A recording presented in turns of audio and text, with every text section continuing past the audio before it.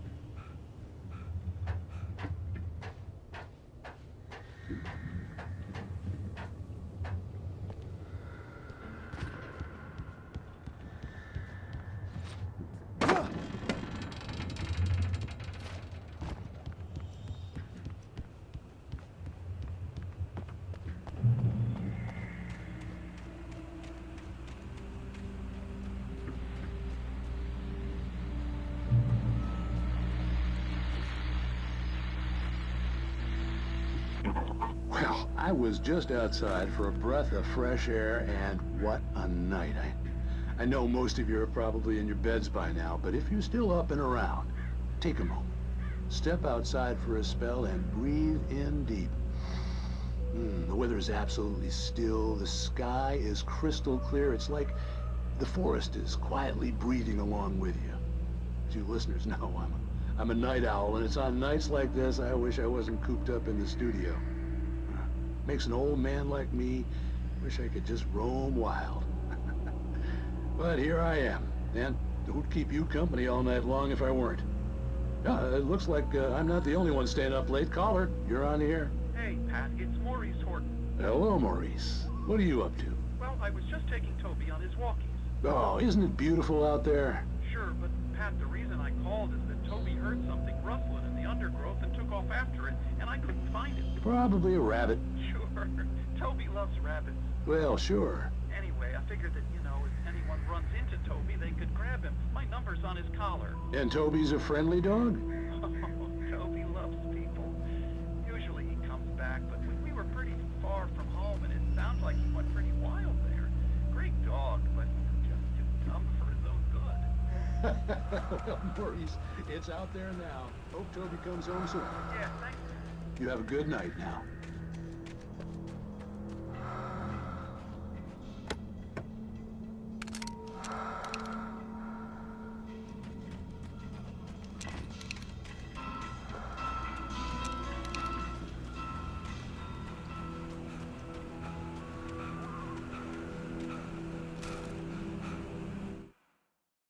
At first, I kept finding the pages as if by accident.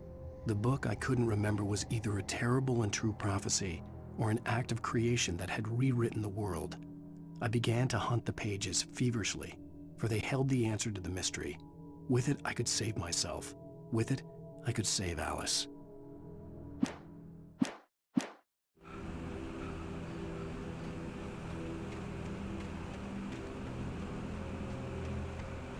The gas station was closer now, its light welcoming in the darkness.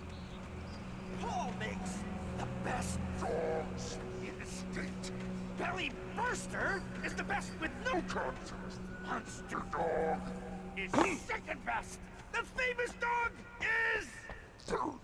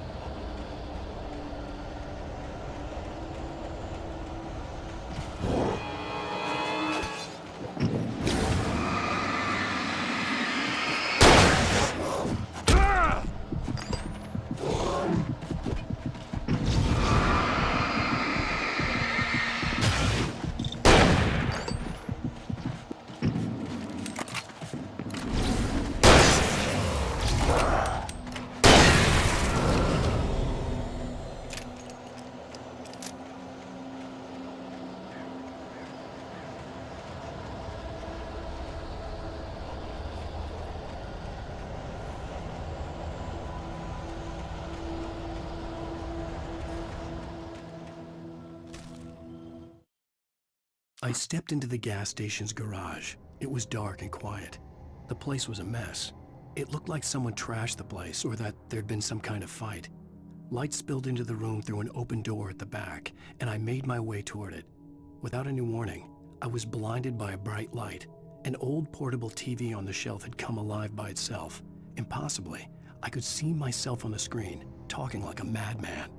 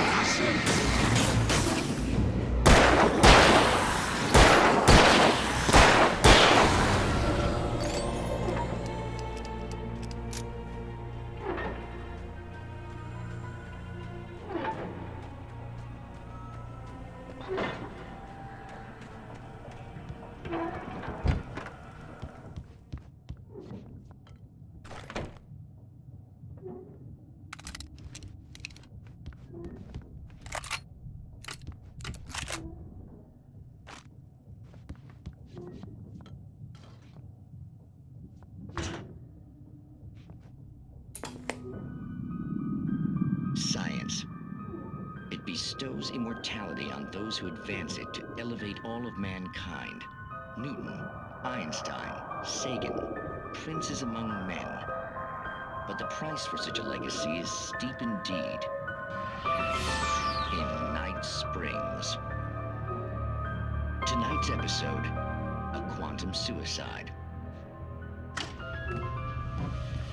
If our lives are over,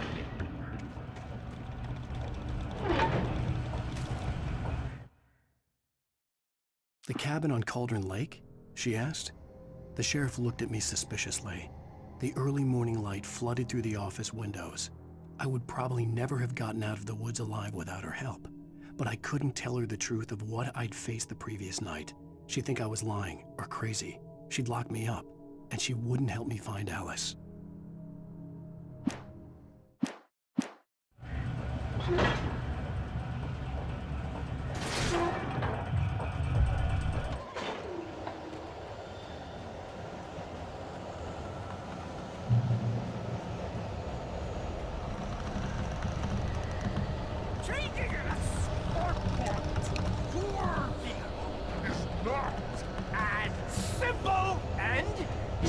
As you might think, it can be dangerous. It requires the engine takes hours to cool.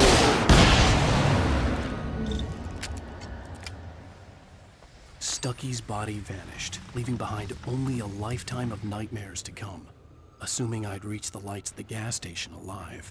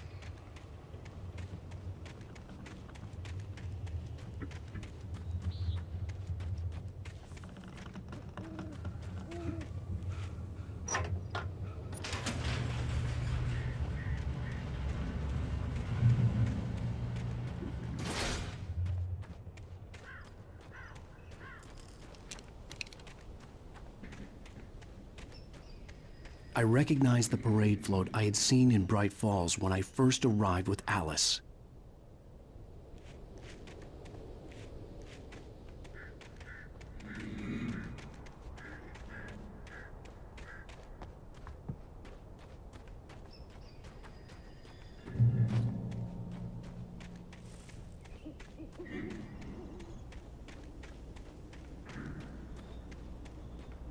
After the insanity I had just experienced in the darkness, the lights of the gas station felt comforting.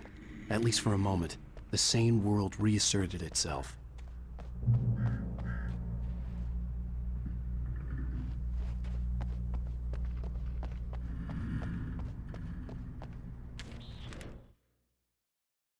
Stucky spat on the garage floor and tried to shake the cobwebs from his head. Ever since the couple never showed to pick up the keys, things had been fuzzy. Something, a feeling caught his attention. Stucky looked up and stared as his brain tried in vain to process the horror before him. He stumbled back, knocking over a can of oil. A black pool spread across the floor while he struggled for a brief moment, then let go as the unrelenting darkness engulfed him.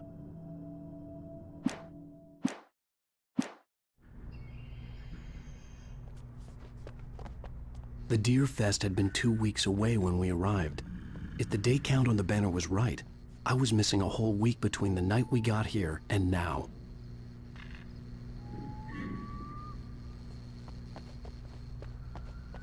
The garage was a mess. It looked like someone had trashed the place, or that there'd been some kind of fight.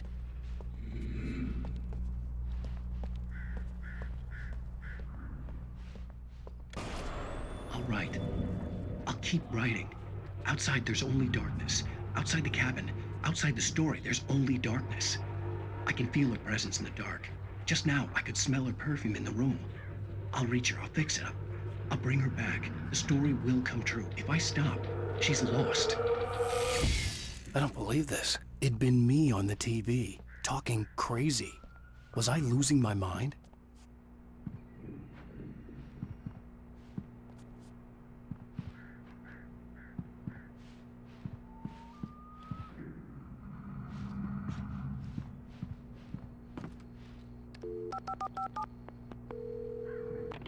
Bright Falls Sheriff Station.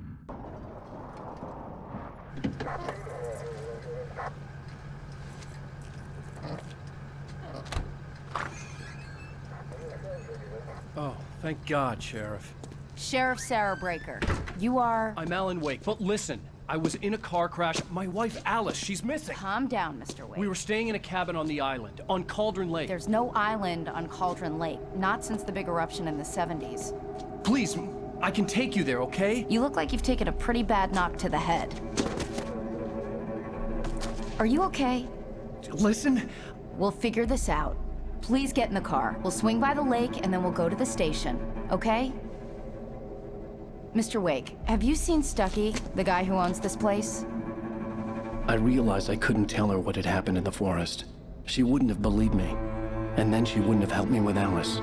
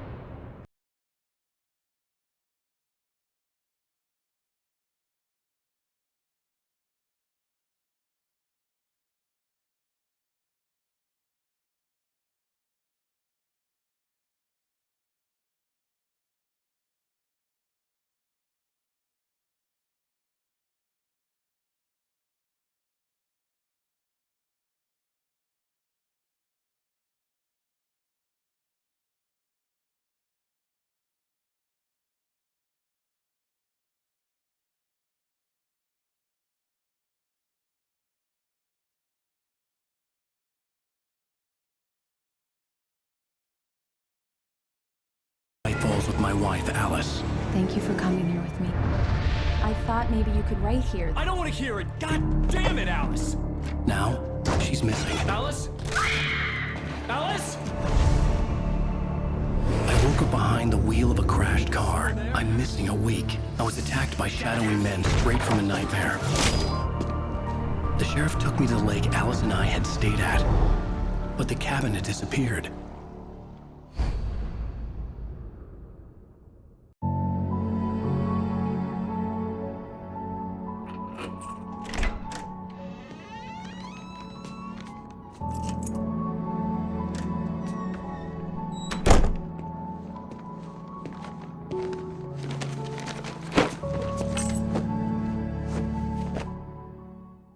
Honey, I'm home. Back here, sweetie. How was it? Worst weather I've ever seen. You should put some coffee on. It'll warm you up. Hey, handsome. This is gonna be a long night, but these shots are turning out great. I guess you're gonna need that coffee then. I'll go put it on.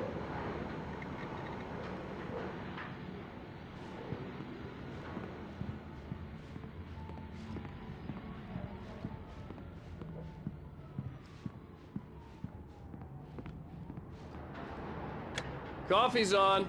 Great, thanks. I'll need it if I'm gonna finish this by tomorrow.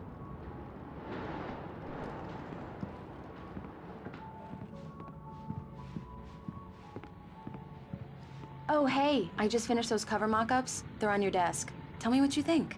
No kidding. I didn't think you'd get them done this quickly. On occasion, I can perform all sorts of miracles, my dear. Oh, really? Well, you seemed to think so last night.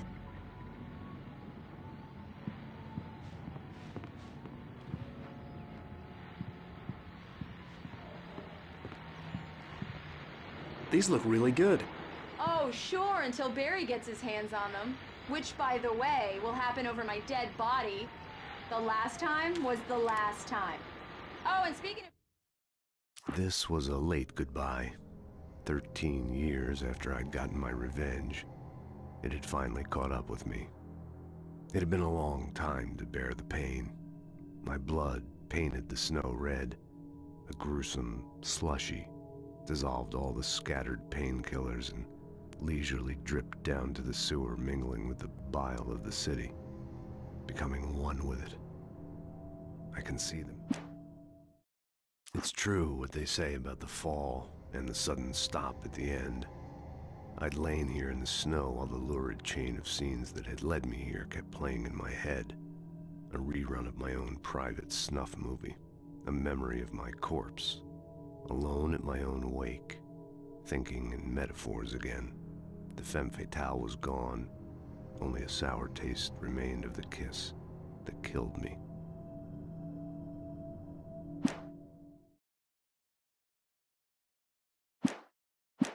Barry, he called. Alan! Alan, please check the fuse box. I'm right here. I'm on it, honey. Please hurry. I'm right here, baby. I'm fine. Just get the lights back on. Now, please. Honey, it's a power outage. I've got the flashlight. Okay. Hi. You okay? I'm sorry. It just really spooked me. Don't worry. We'll just break out the candles. I know it's stupid, but it's just... especially when I'm not prepared for it, you know? It gets to me. I love you. Tell me a story, writer. Okay. I used to have these nightmares when I was a kid. The dark really spooked me, too. When it got really bad, my mom gave me this old light switch. She called it the clicker. The clicker, huh? Yeah. If I ever got scared of the dark, I could just flip the switch and a magic light would scare the monsters away. Oh, sure. Here it is. Alan. Maybe it'll help you, too. Yeah, nice story, writer boy. You made that up right now, didn't you? No. Seriously. I love you, even if you are a liar. Thanks for this.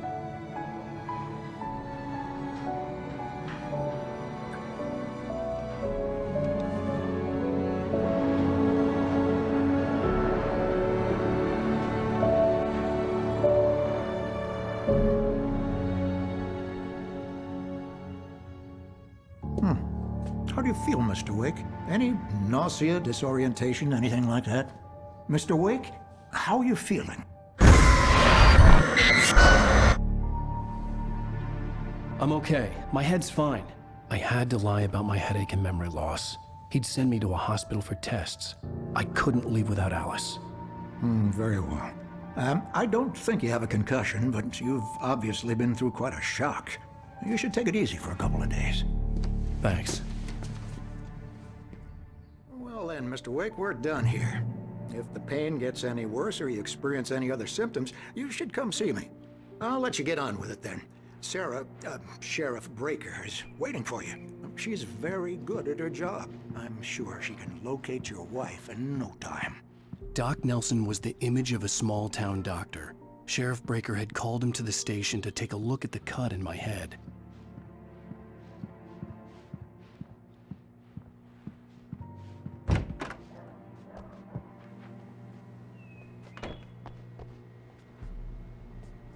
Thank you for testing the lights, Miss Weaver. Everything seems to be fine. I don't have the luxury of being complacent. The bulbs will need changing. Come in, Mr. Wake. Your phone's on the desk. The battery was dead. It's charged now. Have you started looking for my wife yet? My men are already on it. Now, can you tell me what happened? I'm not sure. I can't remember. We were arguing. I walked out of the cabin. The cabin on Cauldron Lake? How did you end up at Stucky's gas station? I wanted to tell her what had happened last night, but I couldn't. She'd lock me up. Excuse me. I need to take this. Hello? Alice, please help me. Alice? Stop talking to the law. You'll do exactly what I say if you ever want to see your wife again. Who is this? Go to the back lot. There's a hole in the fence on the left. Look inside the junker. I left a little something there to convince you we're all on the same page here. After you ditch the cops, you're gonna meet me in Elderwood National Park. There's a spot called Lover's Peak. Midnight. Mr. Wake, can I help you with anything? Stupid, pal. We're watching you. I need to get some air. The sheriff said I could go out back. Of course, Mr. Wake. You can get there through the cell corridor. Turn the light! The light's on! The deputies, they don't understand. They won't listen to me. The early morning light hurt my eyes and made my head ache. The man on the phone had said, go through the fence on the left.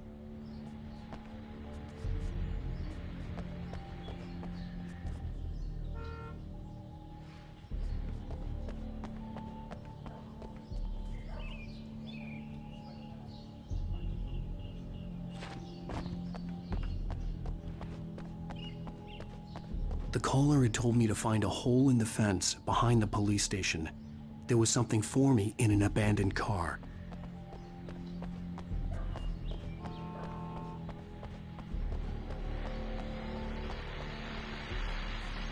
Well, folks, it's been another long night, and it's about time for me to sign off for a while. God knows I need my beauty sleep.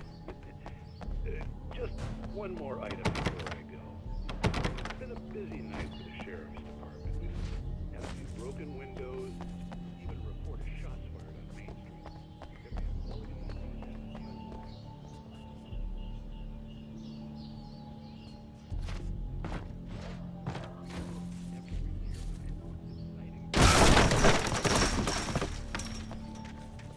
Alice's driver's license had been placed on the front seat. The caller meant business. Barry? Ow! Ow! Thank God! Where the hell have you been? I've been trying to reach you for a week, you and Alice. I've been worried sick. I flew out yesterday. I'm here in Bright Falls. Barry, listen to me. I'm at the sheriff's station.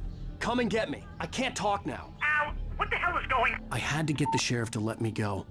I needed to get to Elderwood National Park to meet Alice's kidnappers. The kidnapper fired his gun one last time, and the shadow vanished into the darkness it had come from. See? Nothing to it, Wake. The thought of Alice in his hands was revolting. We stood on the wooden platform of Lover's Peak, the waterfall in the mountain behind us, the lights of the radio mast blinking red in the heights above. I fought with the urge to take a swing, force myself to speak. Let's cut the act now. Where's my wife?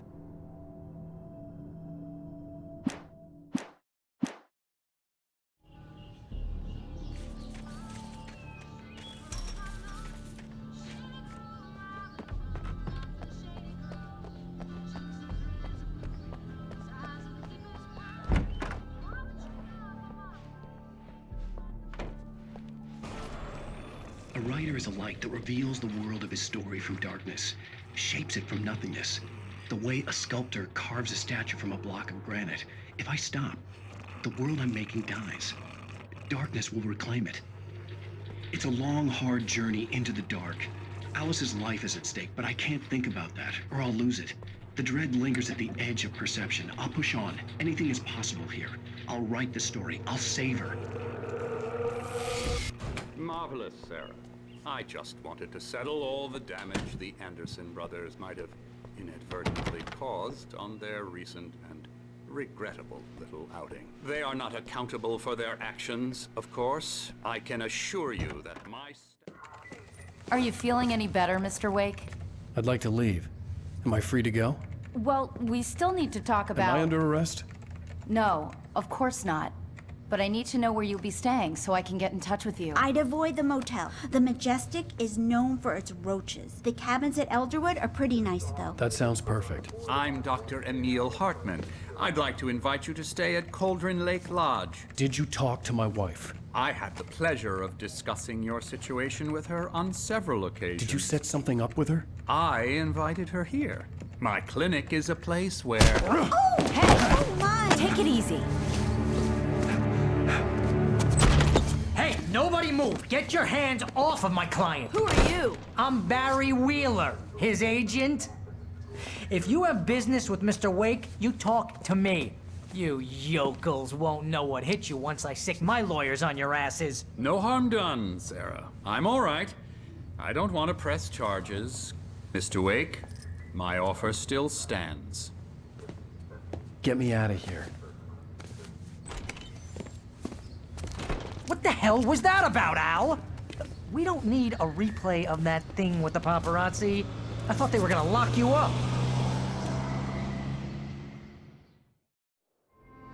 I had to talk to someone. I told Barry everything. He thought I was certifiable, but when he heard about the manuscript, I had him. The fact that I'd written something, even if I couldn't remember it, was enough for him. He smelled money. And he believed that Alice had been kidnapped. Anything beyond that was another story. I had a midnight appointment with the kidnapper in a place called Lover's Peak, somewhere in Elderwood National Park. The plan was to rent a cabin. I don't like it, Al. I don't like any of it. It's not good. In fact, it's the absolute opposite of good. Mr. Wake! Barry, you found him. Hi, Rose. Oh, wow. I was just thinking about you, too. Great. I was just bringing Rusty some coffee. He's on the balcony, looking after Max. Poor thing. I really need to go. Great to see you again, Mr. Wake. Later! Who's Max? What an airhead. Jeez, Mr. Takes a swing at everybody. This is not her fault. She's a very nice girl and, more importantly, a fan.